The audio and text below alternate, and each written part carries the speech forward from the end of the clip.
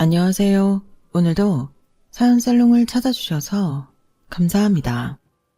세상 살다 보니 참 원망스러운 일들도 많았고 이렇게까지 나에게 가혹할 수 있나 싶을 정도로 힘든 일들 천지였는데 아직까지 실같이 가느다란 희망의 끈을 놓지 못하고 있는 한 중년 여성이에요.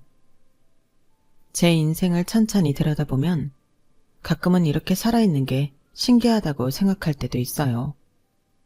그 놀랍도록 기구하고 애절한 사연 같이 들어주실래요?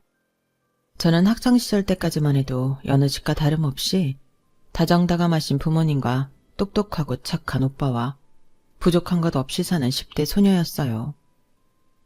가정 형편도 나쁜 편은 아니라 경제적으로 큰 어려움을 모르고 자라왔죠. 부모님은 특히나 애교 많고 살갑게 구는 막내딸인 저를 유독 예뻐하셨어요. 오빠도 장난기 많고 동생 못살게 구는 다른 집 오빠들과 다르게 저를 정말 많이 챙겨주는 유일한 제 혈육이었고요. 매일매일이 즐거웠고 슬프고 힘든 일이라는 것을 전혀 모르고 컸어요. 하지만 제 인생의 모든 불행과 행복은 그때 다 끌어다 쓴 것 같아요.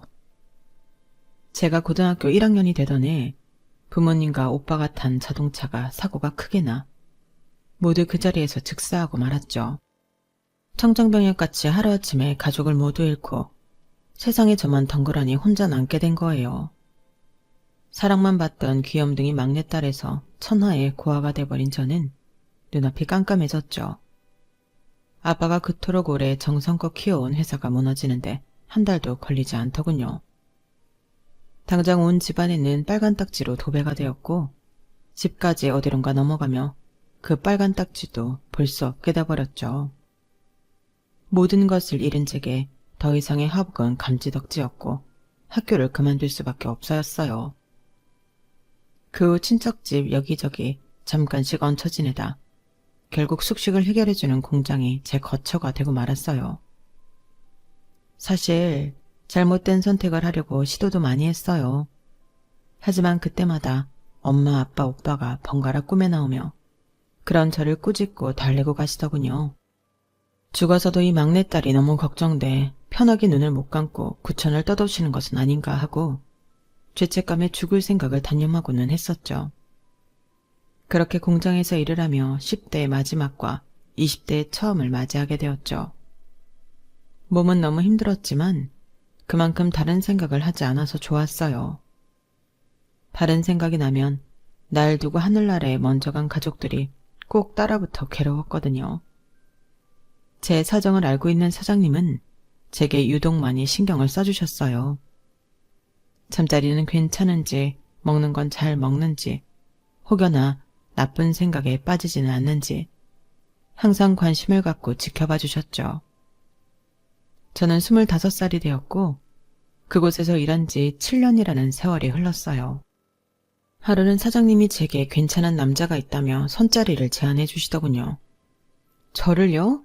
사장님, 저를 어떻게 주선하신단 말씀이세요? 저를 그런 자리에 내보냈다가 괜히 사장님만 안 좋은 소리 들으실 거예요. 내가 괜히 너를 소개해준다고 했겠니? 7년 넘도록 너처럼 이렇게 성실하게 일을 한 직원이 없었어.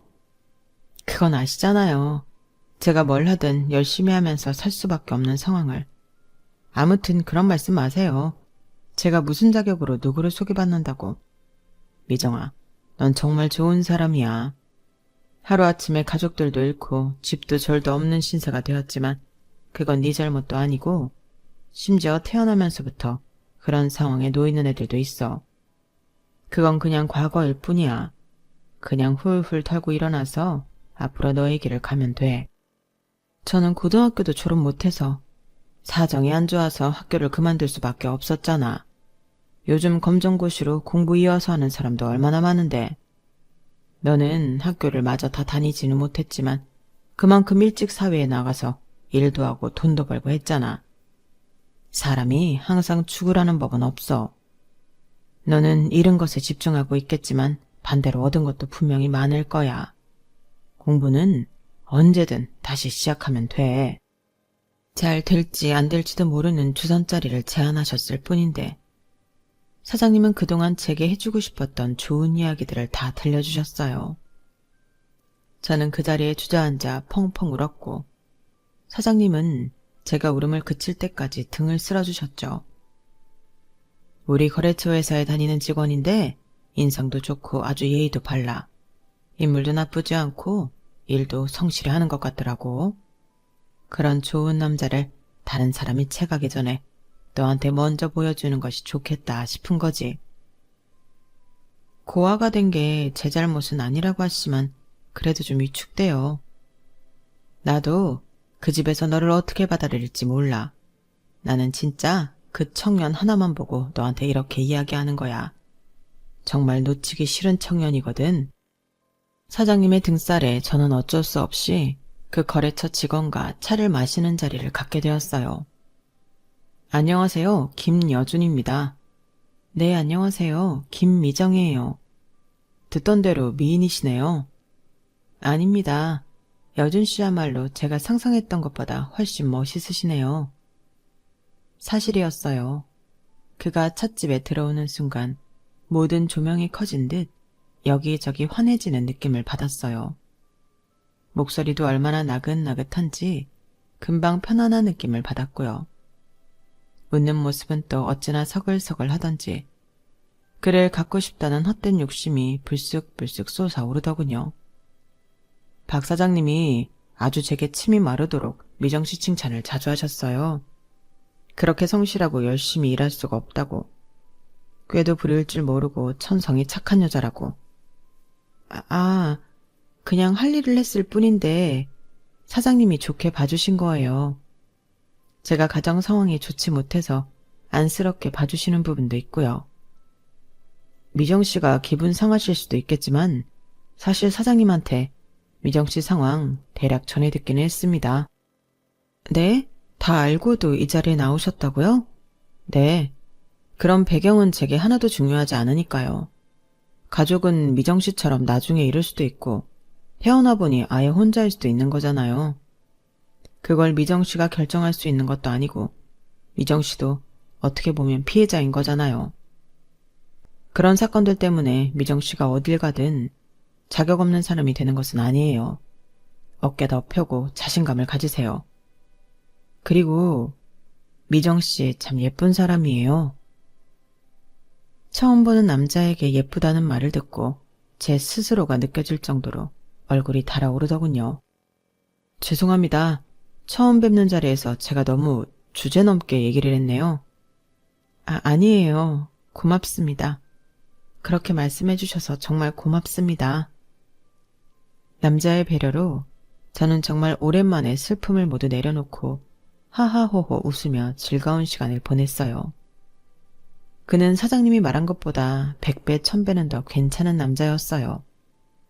그렇게 그와의 인연이 이어졌고 저의 첫사랑이 시작되었죠. 저는 진심으로 그의 아내가 되고 싶었지만 그의 부모님이 마음에 걸렸어요. 혹여라도 고아에 고등학교도 졸업 못해 공장일만 했다고 싫어하시면 어쩌지? 제 걱정을 아는 듯 그는 제 손을 잡고 말했어요. 미정아, 아무 걱정하지 마. 우리 부모님은 너를 그런 배경으로만 보고 판단하실 분들도 아니고 너를 보시는 순간 좋아하실 거야. 나만 믿어. 위축되지 말고 우리 집에 가자. 그의 리드로 처음 부모님을 뵈러 갔어요. 조금 무뚝뚝해 보이는 아버지와 너무 인자한 얼굴로 저를 맞아주시는 어머님에게 인사를 드렸죠. 아버지는 꾸벅 제 인사를 받고는 가타부타 다른 말이 없으셨고 어머니는 제 손부터 덥석 잡으셨어요. 미정이구나. 얘기 많이 들었어. 참 곱게도 생겼네. 이렇게 만나게 되어서 반가워.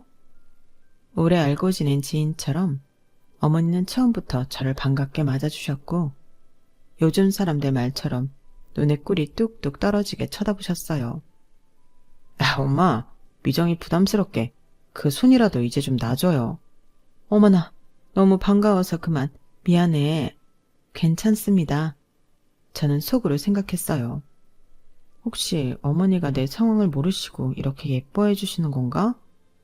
내 사정을 다 아시면 태도가 달라지진 않으실까? 조마조마하고 끊임없이 걱정이 되더군요. 미정아, 내가 말이야, 우리 여준이한테 미정이 상황에 대해 대략 듣기는 했는데, 알고 계셨군요. 그런데 미정이를 처음 본 순간 왠지 우리 식구가 될 것 같다는 느낌이 확 들었어. 예의가 아닌 거 알지만 괜찮다면 미정이가 직접 그동안 무슨 일이 있었는지 말해줄 수 있을까? 저는 어머니에게 처음부터 끝까지 제게 과거 일어났던 모든 일을 말씀드렸어요. 아버지는 가족의 차사고 이야기부터 더 듣기 어려우신지 담배를 피러 나가서 한참 뒤에나 돌아오셨어요. 여준 씨는 무거운 얼굴로 제 옆에 앉아서 묵묵히 있었고 어머니는 눈물까지 흘리며 제 손을 잡으셨죠. 에구구, 딱하게 되라. 얼마나 힘들었을까. 고생이 많았네, 미정이가. 오히려 시간이 지나 묻어져 눈물도 나오지 않는 저였는데 어머니는 옆에서 계속 훌쩍거리고 계셨죠. 고마워, 미정아. 이런 어려운 이야기 다 들려줘서. 난 미정이가 참 마음에 드는데 넌 어떠니? 여준이도 미정이를 많이 좋아하는 것 같고 우리가 네 가족이 되어주고 싶은데 그래도 되겠니? 저는 오히려 어머니의 제안을 듣고 눈물을 뚝뚝 흘리기 시작했어요. 울지 마, 미정아. 이제부터 우리랑 함께 행복하게 살자. 너무 감사합니다. 당연히 부모님들로부터 그와의 만남을 거절당하겠거니 생각한 자리로 나갔던 것이었는데 반대로 가족이 되어주겠다는 말을 들으니 다 지나갔다고 생각한 행복의 시간이 벌써 온 것 같아 기쁨의 눈물은 멈출 줄 모르더군요. 그렇게 저와 남편은 한 이불을 덮는 부부 사이가 되었고 제게도 새로운 가족이 생겼어요. 저희는 우선 시댁에서 신혼을 시작하게 되었어요. 남편에게 2명의 누님이 있었는데 다 시집을 가서 남는 방이 있었거든요. 저 역시 그동안 혼자였던 터라 시댁에 들어가 사는 것이 훨씬 좋았어요. 시어머니와는 정말 친정엄마 못지않게 다정하고 살갑게 지냈고 남편 역시 가정적이고 기댈 수 있는 제 버팀목이 되어주었어요. 시아버지도 표현은 안 하셔도 저를 딸같이 생각해 주시는 것 같았죠. 시어머니와는 목욕탕도 같이 가고 시장도 같이 봐오고 요리도 하면서 매일 즐거운 시간을 보냈어요. 한 번은 시아버지 생신날이 되었어요. 어머니와 저는 미역국도 끓이고 이것저것 맛있는 음식을 준비하며 저녁을 기다렸죠. 그때 어머니가 어디론가 전화를 거셨고 처음 통화는 연결되지 않았고 이었고 2번째 통화는 한숨만 내쉬다 끊으셨어요. 어머니 왜 그러세요? 무슨 일 있으세요? 상희는 전화가 아예 안 되고 상미는 오기 싫은지 영 그렇네. 형님들이요? 상희는 큰형님, 상미는 둘째 형님으로 남편과는 터울이 꽤 있는 편이었어요. 그럴 수밖에 없었던 것이 사실 남편 집은 재혼 집안이었거든요. 시아버지는 지금 어머니를 만나기 전 이미 2 딸이 있는 이혼남이었고 어머니는 처녀였죠. 어쩌다 이 둘이 결혼을 해서 아버님과 어머님 사이에서 제 남편이 태어난 것이고요. 한마디로 2 형님과 남편은 배다른 형제지간이었어요. 큰형님이 11살, 둘째 형님이 9살 때 남편이 태어났고 아들을 품에 안은 시아버지는 2 딸에게 소홀해지기 시작했던 것 같아요. 어머니는 중간에서 형님들까지 품으려 노력을 했지만 한번 엇나간 마음을 다시 잡기에는 너무 어려웠던 일이라고 말씀하시더군요. 상이랑 상미 입장에서는 갑자기 새엄마라고 내가 나타났고 남동생이 태어났는데 사랑을 독차지하는 것 같아 화가 날 법도 하지. 그래서 나는 애들한테 더욱 잘해주려고 노력했는데 걔들 마음에는 차지 않았었나 봐. 매일이 기름과 물처럼 섞이지 못하고 있었지. 그래도 새 가족이 되었는데 그냥 형님들도 받아들였으면 좋았을 텐데. 원래는 상희 상미 모두 지 친엄마한테 가겠다고 했는데 오히려 그쪽에서 거절했어. 애들은 친엄마한테까지 환영받지 못하는 애물단지가 된 것 같아 더 좋은 생각을 하기 힘들었을 테고. 아무튼 한 집에 살아도 남처럼 지내는 것 같아 얼마나 숨이 막혔나 몰라. 아버님이 중간에서 다리 역할을 잘 못하셨었나요? 지금 네 시아버지 봐라. 어디 그런 거 할 사람인지. 오히려 내가 싫다고 대드는 상이랑 상미한테 귀싸대기를 날린 적도 있어. 그럴수록 애들과의 불안은 더 심해졌고 여준 아빠가 가만히 있는 게 오히려 더 도움이 될 정도였지. 저런. 그런 상황에서도 걔들을 내 딸이라 생각하며 살았어. 더 좋은 것이 있으면 여준이는 안 주고 오히려 걔들에게 주기도 하고 혹시 몰라 용돈도 항상 두둑히 줬어. 그래도 한번 다친 마음은 어쩔 수가 없나 보더라고. 도통 내게 열어주지 않더라. 그리고는 기다렸다는 듯이 상희는 고등학교를 졸업하자마자 시집을 간다고 집을 나갔고 둘째 상미도 지 언니를 따라 나갔는데 곧바로 남자를 만나 혼인을 했다고 하더라고. 그 이후로는 어떻게 됐어요? 난 마음이 좋지 않았어. 괜히 나랑 여준이 때문에 미래가 창창한 애들을 결혼으로 도망가게 한 건 아닐까 하고. 진짜 어머니 마음이 무거우셨겠어요. 저는 그 두 형님을 한번 만난 적이 있었는데 바로 제 결혼식이었죠. 남편에게 누나가 둘이 있다고는 들었지만 결혼 전에 한 번도 볼 수 없었고 그나마 결혼식 날 유일하게 그 둘을 보게 된 거죠. 참석은 했지만 남보다 더 멀리 떨어져 구경하듯 결혼을 지켜봤고 밥만 먹고 말없이 가버렸다고 하더군요. 매년 시아버지 생신에 전화를 걸어 저녁을 같이 먹자고 하지만 한 번도 온 적은 없어 실질적으로 함께 앉아서 밥을 먹은 게 기억이 나지 않는다고 말씀하시더군요. 매번 여준 아빠 생일 때 연락을 하는데 한 번도 온 적이 없어. 그건 좀 너무하네요. 나에 대한 원망이 정말 큰가 봐. 나는 상이랑 상미의 진짜 엄마가 되어주고 싶었는데 모든 마음이 다 통할 수는 없는 건가 봐요. 그래도 여준이가 우리 미정이를 데려와서 딸이 하나 더 생긴 기분이야. 아이, 어머니도 참.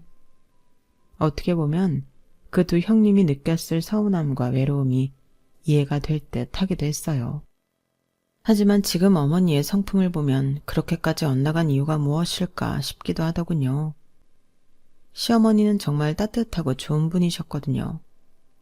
다시 한번 시어머니께 제가 더욱 잘해야겠다는 결심이 선 날이었어요.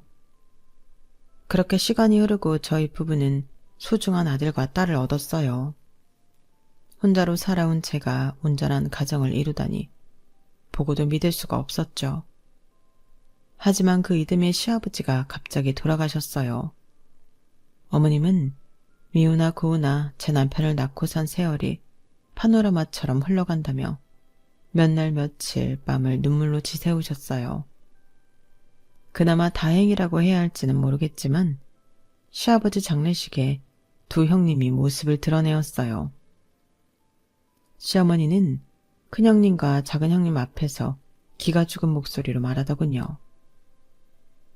잘 왔다 얘들아. 그동안 잘 지냈니? 어머님의 안부를 비웃기라도 하듯 큰형님이 쌀쌀맞게 말하더군요. 그게 궁금하긴 하세요?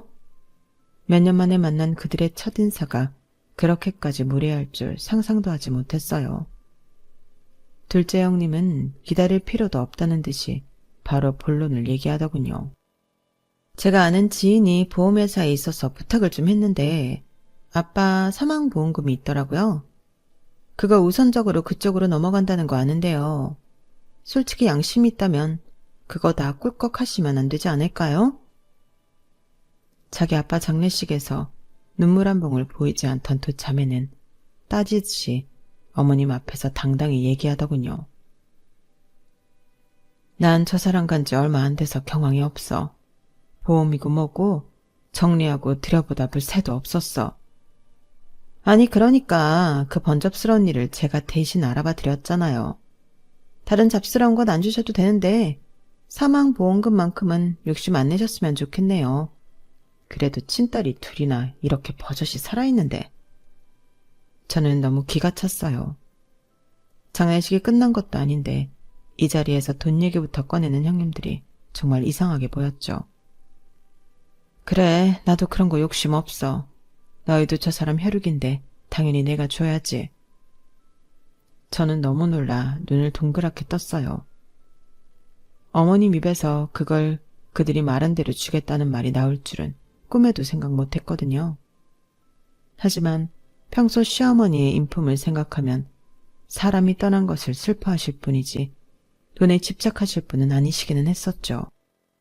그럼 장례식 끝나는 대로 정리하시고 최대한 빠르고 정확하게 일 처리해서 연락주세요. 그래, 밥은 먹고 가지 그러니? 상갓집에서 밥 먹으면 체해요. 또각또각 고들소리를 내며 도형님은 멀어져 갔고 무너지듯 주저앉은 어머님을 부축해 방으로 모셔갔어요. 어머니, 진짜 보험금 주시게요? 나 이런 걸로 저 애들과 싸움 만들고 싶지 않아. 어머님의 안타까운 마음은 잘 알겠는데요.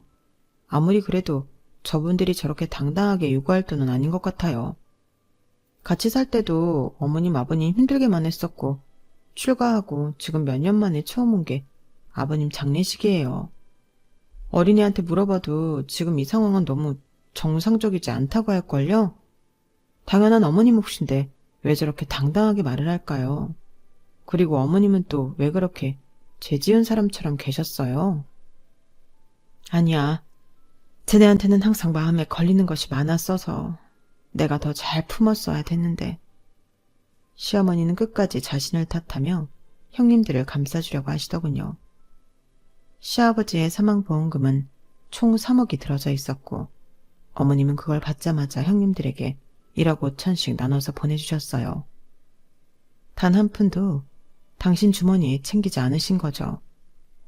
남편과 제가 번갈아 말렸지만 어머님은 단호했고 얼마가 되었든 형님들이 잘 사는데 보탬이 되었으면 좋겠다는 말만 반복하셨죠. 시어머님이 그렇게 마음을 정하셨으니 저나 남편은 그저 따를 수밖에 없었어요. 어머님이 그렇게라도 불편했던 마음을 조금이라도 더 쉴 수 있다면 그걸로 됐다고 생각했어요. 사망보험금을 받고 감사 인사 하나 없이 그렇게 두영님은 또 당연한 것처럼 연락을 끊었고 저희도 그냥 저희 나름대로 일상을 살아나가고 있었죠. 그러던 어느 날이었어요. 김여준 씨 아내분 되십니까? 네, 맞는데요. 어디신가요? 김여준 씨에게 사고가 있어서요. 이쪽으로 좀 와보셔야 할 것 같습니다. 허겁지겁 달려간 곳은 다름 아닌 한 병원의 안치실이었어요. 여보, 당신이 왜 여기에 누워있어? 어? 눈 뜨고 말 좀 해봐. 저기요, 누가 말 좀 해줘요. 이 사람이 여기 왜 이렇게 있는지. 네? 남편은 차가운 스테인리스 침대에 흰 천을 뒤집어 쓴 채로 누워있었고 저와 시어머니는 울다 기절을 하고 말았죠. 깨고 보니 같은 병원 응급실이더군요. 안타깝게도 남편분이 운명을 달리하셨습니다. 이번 사고는 건물관리 소홀도 있지만 국가적인 차원에서 책임도 있어 국가에서 배상금이 나올 예정입니다. 남편은 지나가다 일부 건물 붕괴로 사망하였고 그 건물은 수년 전부터 주의 요망과 재검 실시가 빈번하게 있었던 것이었죠. 건물주와 시청 쪽 모두 잘못을 시인했고 그래서 배상금이 나오는 것이더군요. 하지만 배상금이 뭐가 소용이고 사과가 다 무슨 소용이겠어요. 저는 세상 제일 좋은 반려자를, 어머님은 효심 깊은 아들을, 제 아이들은 듬직한 아빠를 잃었는걸요. 하늘도 무심하시지. 그렇게 좋은 사람을 그렇게나 빨리 데려가시다니. 그날 이후 남겨진 저희 넷에게는 짙은 어둠이 깔리고 말았죠. 저라도 빨리 기운을 차려 시어머니와 아이들을 챙겨야 하는데 아무런 힘이고 기운이고 남아있지 않았어요. 어머님은 저보다 더 심했어요. 곡기를 끊으시더니 결국에는 극단적 선택을 하시려는 것을 몇 번이나 발견하고 말렸는지 모르겠어요. 그러다 아이들이 저와 시어머니를 살렸어요. 엄마, 할머니, 우리 배고파. 집에 라면도 없고 쌀도 없어. 우리 이제 조금 덜 슬퍼하면 안 돼? 아이들의 그 말에 저는 정신이 들면서 이대로는 안 되겠다 싶더군요. 저는 그날 이후로 아이들을 위해 어떻게든 다시 살아가야겠다는 마음을 독하게 먹었어요. 하지만 어머니에게는 너무 어려운 일이었나 봐요. 결국 기운도 못 차리시고 그대로 병원 신세를 지게 돼버렸어요. 내가 미안하다, 미정아. 늙고 쓸모없는 노인네가 너까지 힘들게 하는구나. 그냥 내가 어떻게든 빨리 가야 하는데. 그런 말 하지 마세요, 어머님. 어머님이 계셔야 제가 살아요. 얼른 기운 차리시고 일어나셔야죠. 애비도 그걸 원할 거예요. 시어머니는 장기 병원 입원할 정도로 몸이 쇠약해지셨고 그 와중에 또 심란한 일이 벌어지고 말았어요. 올케, 나야. 저는 너무나 낯선 목소리와 저를 올케라고 부르는 생소한 호칭에 적잖이 놀랐어요. 여준이 죽었다면서? 네. 남편의 장례식에는 코빼기도 안 보인 형님들이었죠. 나랑 상미가 갔어야 하는데 우리가 해외에 잠깐 볼 일이 있어서 그동안 그런 변을 당한 거라면서. 저는 빈정이 잔뜩 상하기도 했고 형님이란 작자가 통화 자체가 하기 싫더군요. 아, 네. 사고 때문에 국가 배상금도 받았다면서. 그건 왜 물으세요? 올케랑 만나기도 훨씬 전부터 여준이는 내 동생이었어. 가족끼리 그런 것도 안 물으면 뭘 물어? 네? 가족이요? 저는 기가 막히고 코가 다 막혔어요. 어디서 감히 가족이라는 말을 꺼낼 수 있는지. 궁금하신 게 뭔데요? 여준이가 사망보험금 들어놓은 것도 있을 거 아니야? 요점만 말씀하세요. 국가 배상금 그 정도 사고면 한 1억 5천 이상은 받았을 것 같은데? 그래서요? 그거나 사망보험금 둘 중에 하나 좀 우리한테 나눠줘야 하지 않겠어? 네? 뭐라고요? 저는 제 귀를 의심했어요. 아니, 저희 가족 정보를 아는 사람이 보이스피싱을 하는 줄 알았어요. 배상금이나 보험금 둘 중 하나를 달라고요? 저기요. 장례식에 얼굴이라도 비추고 이런 뻔뻔한 얘기 하세요. 저기라니? 엄연한 여준이 누나이고 자네한텐 형님이야? 예의를 차려. 진짜 너무 기가 차서 말도 안 나오네요. 물론 상미나 나나 여준이한테 살가운 누나들은 아니었어. 그런데 우리 입장도 생각해봐. 아빠 돌아가신 지 얼마 안 됐는데 하나밖에 없던 남동생까지 잃었어. 올케한테 막무가내로 달라는 것은 아니야. 그냥 도의적으로 우리한테 둘 중에 하나는 주는 게 맞다는 거지. 도의요? 도의요? 지금 그런 말 할 자격이나 되세요? 우리는 여준이가 갓난 아기일 때부터 봐온 사이야. 그냥 이렇게 우습게 넘길 일은 아니라고. 우리도 우리 몫을 좀 정당하게 찾아야겠어. 우리 몫이요? 당신들 몫이 어딨어? 같이 살 때도 본체만체 했다면서. 우리 어머님한테도 아주 못되게 굴고. 올케도 여자 아니야? 우리는 아직 엄마의 사랑이 필요한 나이였는데 새엄마가 갑자기 들어와서 동생을 낳았어. 그 애가 우리 사랑을 다 앗아갔고 엄마 품을 느껴보지도 못하고 그런 혼돈 속의 가정환경을 버티는 게 얼마나 힘든 일인 줄 알아? 제가 들은 이야기랑은 좀 많이 다르네요. 어머님은 모두 잘 품어주고 싶어서 노력을 많이 하셨다는 것 같은데요. 그건 거기 입장이고 겨우 10살 남짓 된 어린애 여자애 둘이 얼마나 외롭고 서럽게 컸겠어. 그래도 마음속에 여준이는 언제나 우리의 유일한 동생이라는 생각을 한 번도 저버린 적 없다고. 그러니까 올케가 어느 정도 우리한테도 챙겨주는 게 맞아. 저는 들고 있는 휴대폰을 확 던져버리고 싶은 것을 간신히 참았어요. 지금 한 말은 못 들은 걸로 할게요. 이 통화도 없었던 걸로 하고요. 아주 불쾌하고 정상적이지 못한 대화였던 것 같네요. 그만 끊습니다. 그 이후로도 두 형님은 돌아가면서 제게 전화를 하고 문자를 남겨가며 괴롭혔어요. 시어머니께 이런 얘기를 상의드리고 싶지만 지금 몸도 안 좋으신데 이런 말까지 꺼내었다가 괜히 더 걱정만 하실 것 같아 혼자 끙끙 앓고 있었죠. 그 괴롭힘은 3개월이나 지속되었지만 워낙 제가 강건히 버티니 그 후에는 포기하더군요. 연락이 뜸해져 저는 시어머니의 간병에 더 신경을 쓰려 했지만 어머니의 병세는 점점 악화되고 있었어요. 의사도 이제 더 이상 손쓰기 어렵다는 말만 되풀이했죠.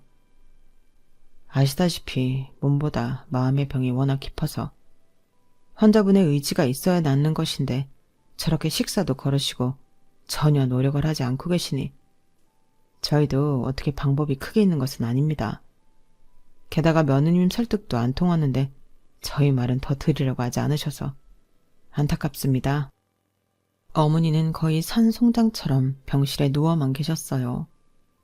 저는 울면서 애원도 해보고 소리도 쳐보고 했지만 이미 삶의 의미를 잃어버린 어머니는 더 이상 살아갈 의지가 보이지 않았어요. 결국 그렇게 쓰러지시던 해를 못 넘기고 어머니는 아버님과 남편이 있는 곳으로 따라가셨어요. 인생이 너무 허망하고 헛헛해서 어떻게 해야 할지 모르겠더군요. 남편을 만나고 새로운 가족이 생겨 기뻐했던 일들이 다 꿈같이 아늑해졌어요. 4년도 되지 않는 시간에 시부모님과 남편을 모두 잃은 저는 다시 고아가 되고 말았어요. 저야말로 그들을 가장 먼저 따라가고 싶은 사람이었어요. 하지만 제 바지가랑이를 잡는 눈물로 호소하는 아이들을 지켜야 한다는 생각도 들더군요. 저는 주변 사람들에게 온갖 손가락질을 당했어요. 아니, 저 부모랑 오빠 하나 있는 것도 어릴 때 먼저 보냈다며? 그런데 여기 시집와서 이 집 사람들도 다 보내고 지랑 애 새끼들만 남았어. 그러니까요. 아우, 소름 끼쳐. 악기가 쉬어도 단단히 쉬었지. 우리 딸한테는 저 집 애들 근처에 얼씬도 하지 말라 그랬어요. 아, 재수없어. 나 원래 미신 안 믿는데 집에 부적이라도 해놔야겠어요. 저는 수모와 비난을 온몸으로 견딜 수밖에 없었어요. 제가 지켜야 할 아이들이 남아있으니까요. 사실 그 사람들 말처럼 저도 저 스스로 의심해 본 적도 있어요. 정말 나 때문에 재수가 없어서 주변 사람들이 계속 죽는 건가 하고 말이죠. 저한테 눈에 보이지 않는 뭔가 씌었다면, 정말 그런 거라면 우리도 아이들도 위험해질 수 있는 거니까요. 저는 시어머니 장례를 치르고 정말 유명하다는 무당은 다 찾아다닐 기세였죠. 하지만 운명은 제게 그런 시간도 허락하지 않더군요. 엄마도 돌아가셨다고? 듣고 싶지 않은 목소리로 전화가 왔어요. 그래요. 이번에도 장례식에는 오지 않으셨더라고요. 두 분 다. 우리도 얼마나 바쁜데. 그래서 이렇게 전화했잖아.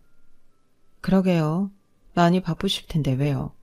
또 뭐 어머님 사망보험금이라도 나왔으면 그거 달라고 하시라고 전화했어요? 상대방은 제게 전곡을 찔렸는지 한참을 조용히 있더군요. 우리에게는 유일한 엄마였어. 저는 그 말이 너무 웃겨서 저도 모르게 웃음이 나올 뻔했어요. 진짜야.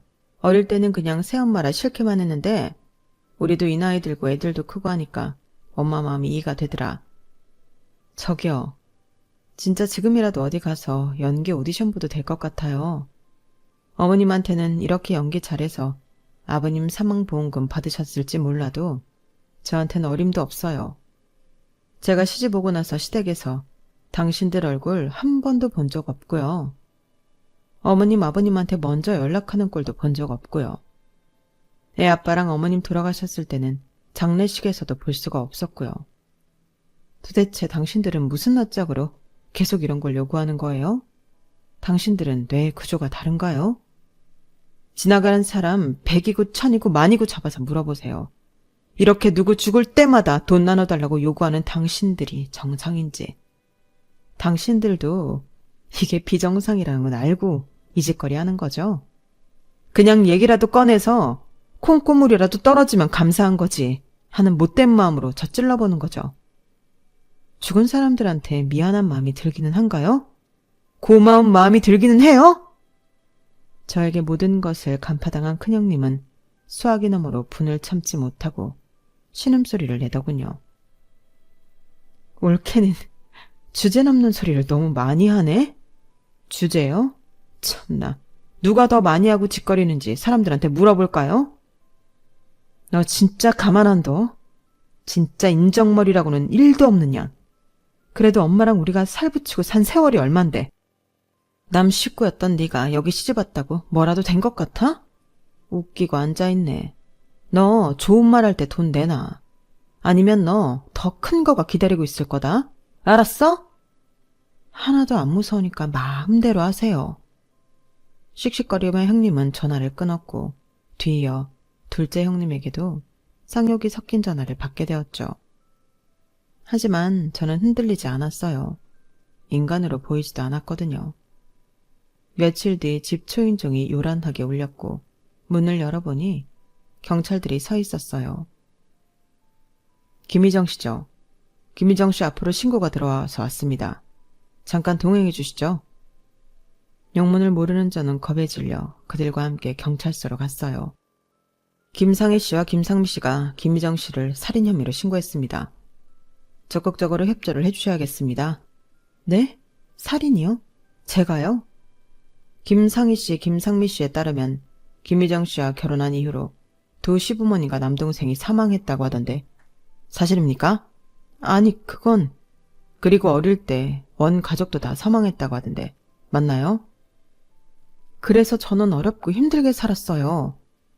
중요한 건 김희정 씨의 주변에서 사망자가 너무 많이 나와 혐의가 의심된다며 연락이 있었고 저희는 최소한 취조의 노력이 있어야 한다는 입장입니다. 제가 저희 부모랑 형제를 시부모님과 애들 아빠를 왜 죽이겠어요? 보험금을 탐하신 적이 있나요? 아니면 그들의 보험금을 혼자 몰래 든 것은 아니었나요? 이보세요. 지금 절 뭘로 보고 말 가려하세요. 저는 억장이 무너지고 눈물이 왈칵 쏟아졌어요. 핸드폰 제출하세요. 저희가 포렌식으로 한번 검사하겠습니다. 저는 경찰에게 핸드폰을 주면서도 계속 말을 이어갔어요. 전 숨길 것이 아무것도 없어요. 어머님과 저는 정말 친모녀 같았다고요.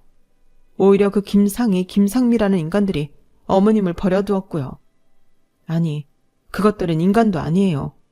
죽은 사람만 있으면 평생 연락도 안 하다가 갑자기 전화와서 보험금이고 뭐를 나눠달라고. 진짜 저는 인간이 아닌 것들을 봤네요. 그런 년들한테 신고나 당하고. 저는 길길이 날뛸 정도로 억울했어요.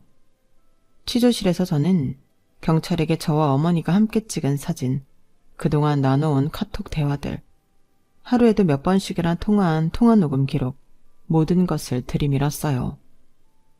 중간에 휴대폰을 한 번 새 걸로 교체하긴 했지만 전 휴대폰의 정보를 정리하지 않고 새 폰으로 다 옮겨오는 바람에 결혼 이후부터의 사진이 한 장도 빠짐없이 있었죠. 또 어머니와 나눈 메시지 내용은 정말 누가 봐도 눈물을 흘리게 만들 정도였어요. 제가 처음 이사 왔을 때부터 결혼식 날, 신혼여행에 가서 첫 아이를 품에 안던 날, 마지막 병원에서 숨을 거두시기 전에 메시지와 사진까지 모두 있었죠. 저도 제가 불행을 가져온 건 아닐까 혼자 생각 많이 했어요. 그런데도 저희 어머님은 저를 사랑해 주셨을 것이고 정말로 사랑해 주셨어요. 제 불행 때문에 주변 사람들이 다 떠나고 정말 그 이유라면 절 잡아 넣으세요. 휴대폰에 너무 정확한 증거들이 많이 남아있자 경찰들은 약간 당황하기 시작하더군요. 저희도 신고를 받으면 어떤 조치든 취해야 했다는 것을 보고해야 하기 때문에 흥분을 좀 가라앉히시고 천천히 말씀을 좀 해보세요.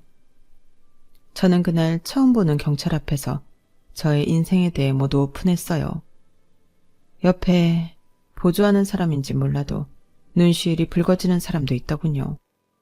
원하신다면 저 우리 애아빠 보험금, 배상금, 우리 시어머니 보험금 모두 기부할게요. 하지만 단 한 푼도 저 김상희, 김상미 주머니에 들어가게 해줄 순 없어요.